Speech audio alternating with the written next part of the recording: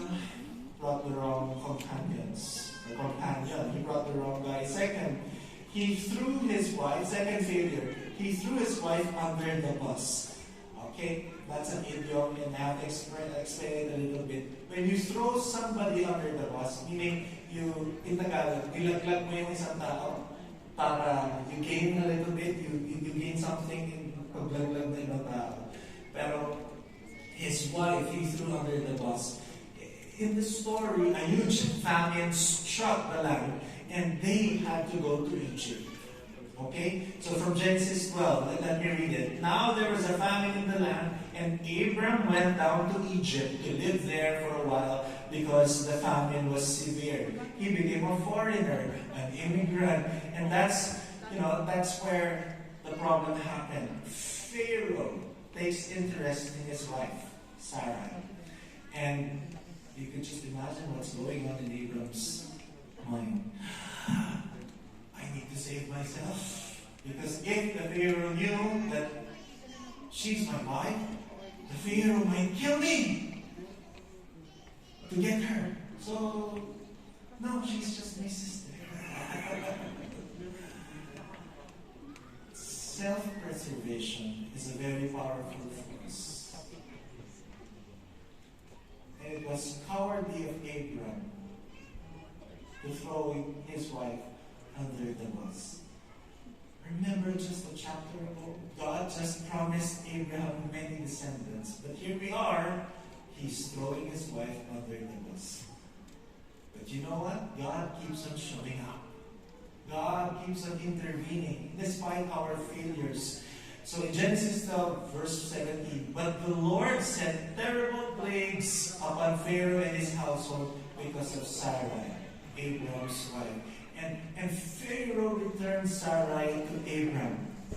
When we sin, we cause people to suffer. Abram's calling was to be a wonderful blessing, a blessing to many people. But because of his disobedience, it brought a curse, not just him, but also to the land of Egypt.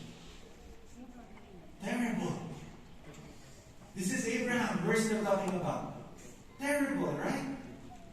One more thing, third failure. He raped Sarai's slave. Before I say more about that, rape is rape, it's wrong. Okay? After many decades of still having no child with Sarai, she's barren, remember? Abraham and Sarai were very desperate to have a child. The problem is when we take matters into our own hands. That is the failure. Sarai told Abraham to take their servant Hagar and have a baby with her. So there's some parallelism here. There's a pattern here. Abraham and Sarai, Adam and Eve. Adam and Eve saw the fruit. And Eve told Adam, there's the fruit, let's take it. And then the fall of man. Yeah? Abraham and Sarai, they saw the fruit. Hagar, potential childbearer. And then Sarai told Abraham, take her, so we can have that child. Are you with me? Is there a connection? Yes, definitely. I want you to appreciate that we're still in Genesis. And they took their matters in their own hands. They did not trust God, that God would provide a descendant. Ishmael was born because of that. And Abraham's firstborn son. It was fine at the very start. But you know the story. Sarai became pregnant and had Isaac. And then becomes the problem. Abraham and Sarah now has a child called Isaac. What are they going to do with Hagar and Ishmael? I just thought to check if you're listening. Are you still there? And there's the failure of the number 4 failure. Abraham and Sarah, they didn't have anything else to do with Hagar and Ishmael. And so, they had no purpose. They wanted to get rid of them. Horrible! After everything, terrible. They abandoned Hagar and Ishmael in the desert. They left them to die. It's like a series of horrible decisions that Abraham is making. And he is considered a man of faith, a friend of God, a hero of our faith. Are you there? Look at them. But again, God shows up. God intervenes despite his failure. God intervened and saved Hagar and her son Ishmael from the wilderness. God gave them actually the same blessing that he gave to Abraham. If you look at the story of Abraham, I remember my wife and my son, or my daughter. I have a 3-year-old son, Hosea. And, Hosea is Hosea, a toddler.